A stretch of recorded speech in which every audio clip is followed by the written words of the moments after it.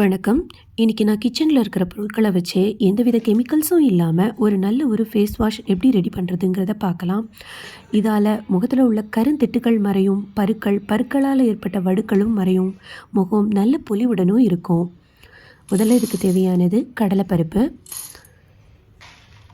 அதுக்கப்புறம் பாசிப்பருப்பு. கடலைப்பருப்பை விட பாசிப்பருப்பு கொஞ்சம் கூடவே போட்டுக்கோங்க. இது பெரிய அளவு ஒன்றும் நான் எடுக்கலை, உங்களுக்கு எவ்வளோ தேவையோ அவ்வளோ அரைச்சிக்கலாம். அடுத்து பியூரான சந்தன பவுடர் இல்லைன்னா அதை அவாய்ட் பண்ணிக்கலாம். கஸ்தூரி மஞ்சள், இது ரெண்டும் ஒரு ஸ்பூன் அளவில் போட்டுக்கோங்க, தேவையான அளவு.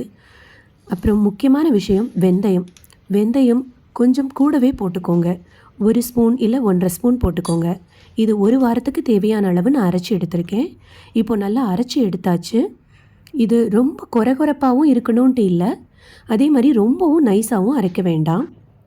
இதை நல்லா அரைச்சி எடுத்து இதை பாருங்கள், இது மாதிரி ஒரு சின்ன டப்பாவில் நான் போட்டு வச்சுருக்கேன். தண்ணீர் கண்டிப்பாக இது மேலே படக்கூடாது. ஈரமில்லாத ஒரு ஸ்பூனை உள்ளே போட்டு வச்சுக்கோங்க. தேவையான அளவு அப்பப்போ எடுத்து யூஸ் பண்ணுங்கள். சோப்புக்கு பதிலாக தொடர்ச்சியாக இதை நீங்கள் உபயோகப்படுத்தும் போது நல்ல மாற்றம் தெரியும். நாங்கள் எப்போவும் அப்பப்போ கம்மியான அளவில் ஃப்ரெஷ்ஷாக அரைச்சி யூஸ் பண்ணுவோம். இப்போது இதோட இன்னொரு டிப்ஸை, நீங்கள் இதை குளிக்க எடுத்துகிட்டு போகும்போது கொஞ்சமாக அரிசி மாவு சேர்த்துக்கலாம். வேணும்னா பாலோ இல்லை ரோஸ் வாட்டரோ கூட சேர்த்துக்கலாம். இதை நீங்கள் ஃபேஸ் பேக்காகவும் யூஸ் பண்ணலாம். இதை முகத்துக்கு மட்டும் இல்லைங்க, உடம்பு முழுவதும் யூஸ் பண்ணலாம். சின்ன குழந்தைங்களும் யூஸ் பண்ணலாம். ரொம்பவே பாதுகாப்பானது. நாளடைவில் நீங்கள் மேக்கப் போடணுங்கிறதே இருக்காது. முகம் இயற்கையாக அவ்வளவு அழகாக இருக்கும். பயன்படுத்திட்டு சொல்லுங்கள். நன்றி.